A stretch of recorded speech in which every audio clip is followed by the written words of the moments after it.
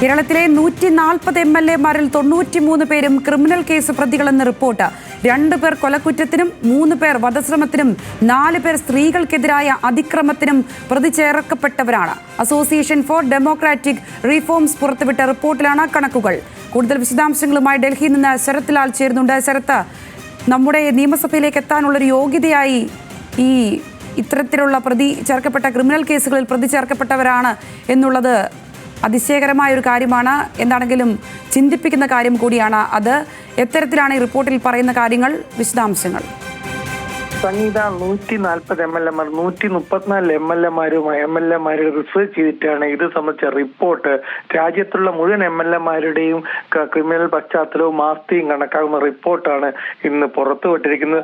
അതിൽ വളരെ പ്രധാനപ്പെട്ട ഒരു വാർത്ത എന്ന് പറഞ്ഞാൽ ഉടുമ്പൻചോല MLA എം എം മണിക്ക് ഒരു കൊലപാതക കേസും മട്ടന്നൂർ MLA TA മധുസൂദനെതിരെ 3 കൊലപാതക കേസുകളാണ് ചാർജ് ചെയ്തിട്ടുണ്ട് എന്നാണ് ഈ റിപ്പോർട്ടിൽ വ്യക്തമാക്കിയിരിക്കുന്നത്.